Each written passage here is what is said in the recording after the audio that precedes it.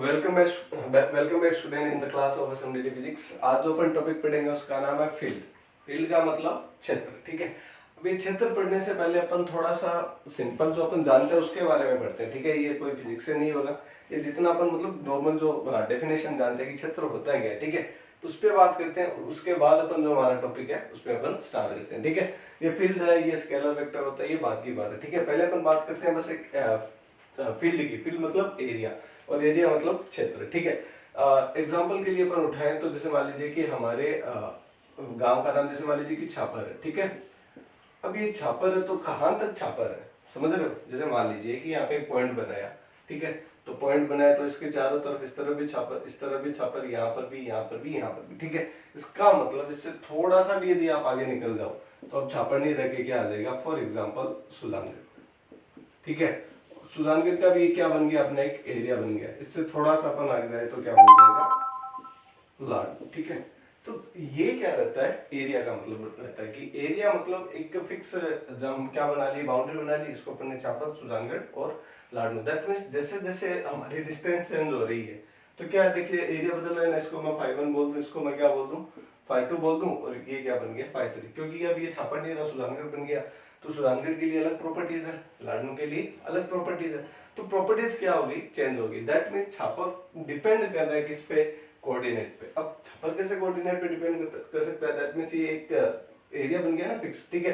तो यहाँ से आप नापोगे तभी तो आप छापर से बाहर जा पाओगे। दैट मींस ये किस पे निर्भर करता है, कोऑर्डिनेट, ठीक है, अर्थात निर्देश तंत्र पे, ठीक है। तो इसके अपने कोऑर्डिनेट है, इसके अपने और इसके अपने। दैट मींस अलग अलग के लिए क्या है, अलग अलग कोऑर्डिनेट्स है, ठीक है।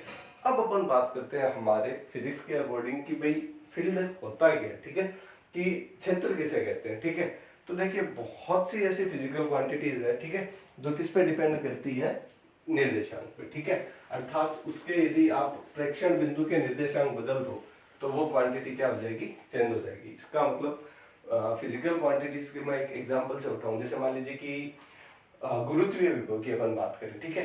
तो गुरुत्वीय विभव का मतलब हो गया कि मतलब विभव का मान प्रेक्षण बिंदु के सापेक्ष क्या करेगा, बदलेगा। और प्रेक्षण बिंदु के सापेक्ष विभव का मान कैसे बदलेगा, तो जैसे मान लीजिए ये थोड़ा सा गुरुत्वीय विभव तो थोड़ा सा क्या हो गया, टफ हो गया। एक सिंपल एग्जांपल ले ले अपन, mgh। अब ये गुरुत्वीय स्थिति ऊर्जा, ये विभव, ये अपन रिलेट कर सकते हैं, ये अलग बात है, ठीक है। लेकिन mgh से आपको बहुत सिंपल समझ में आएगा, ठीक है। ये क्या हो गया, स्थितिज ऊर्जा होगी। अब स्थितिज ऊर्जा किसके सापेक्ष बदलेगी, h के सापेक्ष। इसका मतलब ये ऊर्जा है स्थितिज ऊर्जा, इसको मैं यदि एक क्षेत्र से रिप्रेजेंट करूं तो इसका क्षेत्र क्या होगा, इसका क्षेत्र मीन्स जैसे मान लीजिए कि कोई चीज यहाँ पे रखी हुई है h हाइट पे, ठीक है, ये h1 पे, और ये कहाँ पे आ गई, h2 पे, और तीसरी जैसे मान लीजिए कि आ गई h3 पे, ठीक है। तो है तो ऊर्जा ही, लेकिन यहाँ पे क्या रहेगी, u1, यहाँ पे u2, और यहाँ पे क्या हो जाएगी, u3। इसका मतलब गुरुत्वीय स्थिति ऊर्जा बदल रही है, किसके सापेक्ष, कोऑर्डिनेट के सापेक्ष। अब कोऑर्डिनेट मतलब जैसे मान लीजिए h1, h2, h3, तो इसका मतलब यह है फिजिकल क्वांटिटी डिपेंड करिए किस पे, प्रेक्षण बिंदु की स्थिति पे डिपेंड करिए। इसका मतलब क्या हुआ कि इसका एक अपना क्या बन गया, फील्ड बन गया। क्यों, क्योंकि यह किस पे डिपेंड कर रही है, कोऑर्डिनेट्स पे। तो ये होता है फील्ड, अर्थात ऐसी कोई भौतिक राशि, ठीक है, जिसका मान प्रेक्षण बिंदु पे क्या करे, निर्भर करे, तो वह उस भौतिक राशि का क्या बन जाएगा, क्षेत्र बन जाएगा। अब इसमें भी वापस क्या आ जाता है, ट्विस्ट बन जाता है कि क्षेत्र भी एक प्रकार से नहीं होता, क्षेत्र भी दो प्रकार से होता है। कुछ भौतिक राशि ऐसी होती है जो प्रेक्षण बिंदु के साथ साथ दिशा पर भी क्या करती है, डिपेंड करती है। अर्थात उन भौतिक राशियों का मान प्रेक्षण बिंदु के साथ साथ दिशा यदि चेंज हुई तो भी बदलेगा, जैसे फ्लक्स, ठीक है। ये नेक्स्ट वीडियो में अपन अच्छे से पढ़ेंगे। आज अपन केवल और केवल जो वेक्टर फील्ड है उसमें केवल और केवल सॉरी जो फील्ड है उसमें पढ़ेंगे अदिश क्षेत्र, ठीक है। अदिश क्षेत्र को अच्छे से पढ़ेंगे, फिर अपन कल नॉलेज लेंगे किसका, वेक्टर फील्ड जैसे अदिश क्षेत्र में, ठीक है। तो सबसे पहले केवल और केवल में किसकी डेफिनेशन पे बात करें, फील्ड की डेफिनेशन पे बात करें तो वह क्षेत्र या आकाश जिसमें भौतिक राशि का मान प्रेक्षण बिंदु की स्थिति पर क्या करता हो, निर्भर करता हो, क्या कहलाएगा, फील्ड। देखिए ये कोई एग्जाम से रिलेटिव वीडियो नहीं है, ये बस एक नॉलेज पर्पज के लिए कि आपके बेसिक क्या हो, मजबूत हो, जो भी आपने पढ़ा है उसको आप थोड़ा सा क्या कर सको, सोच सको उसके बारे में, ठीक है। तो दैट्स व्हाई मैं जो क्लास चल रही है हमारे सारे के सारे बेसिक टॉपिक पे भी है। कोई टॉपिक को बेसिक उतना ही पढ़ाएंगे जितना बेसिक के लिए, फिर जैसे वो आगे बढ़ेगा अपन छोड़ देंगे, क्योंकि हमने क्लास में क्या कर रखे हैं, सारे टॉपिक्स को डिस्कस कर रखे हैं, ठीक है। तो अपन वापस आते हैं हमारे टॉपिक पे जिसका नाम चल रहा था फील्ड। अब आपको फील्ड का मतलब समझ में आया ना। फील्ड का मतलब क्या हो गया, एक एरिया। अब ये फील्ड फिजिक्स में पढ़ रहे हैं तो ये किस पे डिपेंड करेगा, किसके लिए होगा, फिजिकल क्वांटिटी के लिए, ठीक है। अर्थात फिजिकल क्वांटिटी जो किस पे डिपेंड करती हो, पॉइंट ऑफ ऑब्जर्वेशन पे, अर्थात प्रेक्षण के बिंदु पर डिपेंड करती हो, क्या कहलाएगा, क्षेत्र कहलाएगा। अब ये फील्ड कितने प्रकार से हो जाएगा, दो प्रकार से, एक तो हो जाएगा वेक्टर और दूसरा क्या हो जाएगा, स्केलर। अब स्केलर फील्ड अर्थात अदिश क्षेत्र की आप परिभाषा कैसे लिखोगे, स्केलर फील्ड। स्केलर फील्ड का मान आप लिखा, स्केलर फील्ड को आप कैसे रिप्रेजेंट करोगे, सोचो। इसका मतलब अब ये जो फिजिकल क्वांटिटी है वो केवल और केवल कोऑर्डिनेट सिस्टम पे क्या करेगी, डिपेंड करेगी, अर्थात प्रेक्षण बिंदु पर निर्भर करेगी पर दिशा पर निर्भर नहीं करेगी। अर्थात वह क्षेत्र, इसको आप ऐसे लिख सकते हो, अर्थात वह क्षेत्र जिसमें कोई फिजिकल क्वांटिटी अर्थात भौतिक राशि, ठीक है,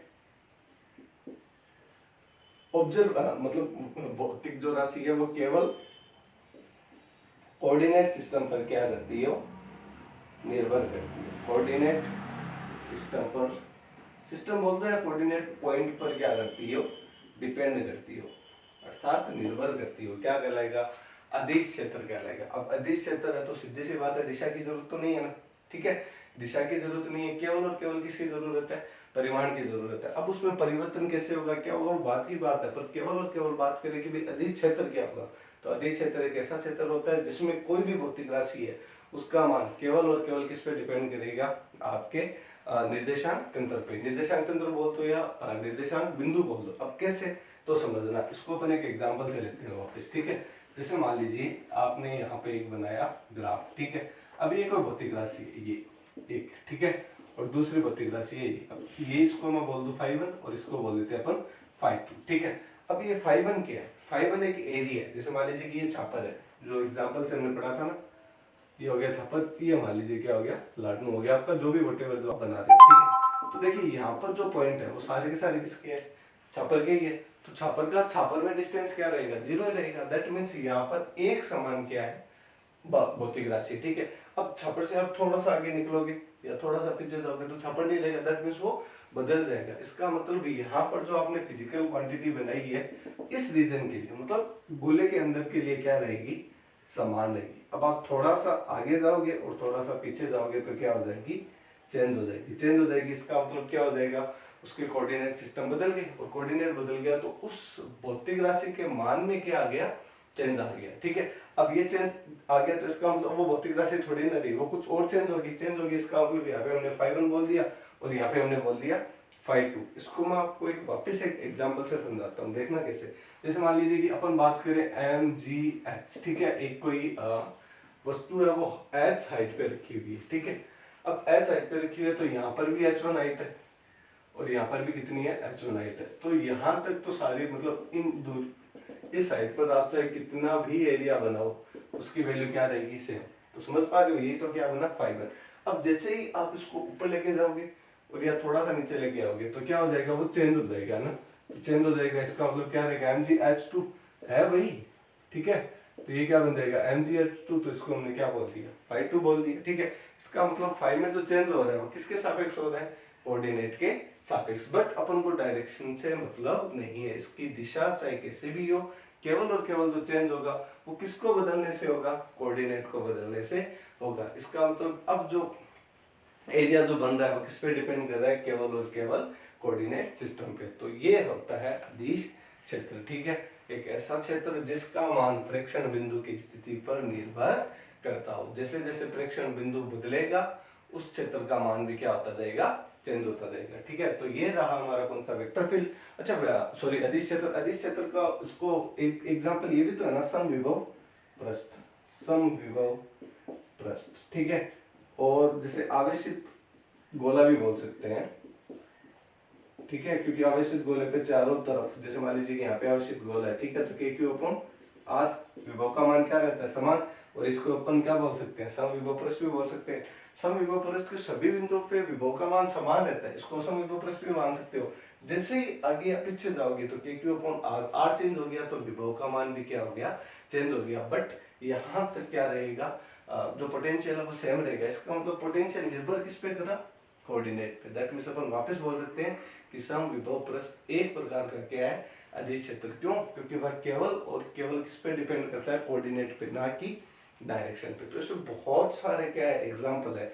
अब जैसे गुरुत्वीय विभव है, ठीक है, जैसे गुरुत्वीय स्थिति जुड़ जाए, जैसे मैंने आपको एक एग्जाम्पल से समझाया, तो इसमें बहुत से बातें डिपेंड करता है कि आप इन पे कितना सोचते हो, आप इस पे कितना काम करते हो। ठीक है, देखिए ये अलग मैटर है कि हमने एग्जाम दिया, हम पास हो गए, कितने नंबर बनाए वो अलग बात है, लेकिन यहाँ पे थोड़ा सा ये रहता है कि हम सीखे कितना है ना, हमारा कॉन्सेप्ट कितना क्लियर हुआ। ठीक है, तो ये जो सीरीज पूरा चल रहा है ये बेसिक ही सीरीज होगी। ठीक है, बेसिक मतलब जो एकदम छोटे छोटे टॉपिक है उनको क्लियर करवाना। मैं चाहता तो अभी आपको मैं वेक्टर फील्ड भी करवा सकता हूँ, ठीक है, और इसका ग्रेडियंट डाइवर्जेंस भी करवा सकते हैं, पर मतलब नहीं है। ठीक है, अपन को सीखना है। ठीक है, तो जितना ज़्यादा हो सके चीज़ों के साथ काम कीजिए।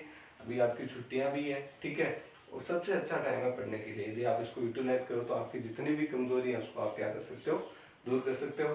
तो अभी आज हमने केवल और केवल किसके बारे में बात की, स्केलर फील्ड के बारे में। कल अपन बात करेंगे किसके बारे में, वेक्टर फील्ड के बारे में। तो आई होप स्टूडेंट आपको वीडियो पसंद आया।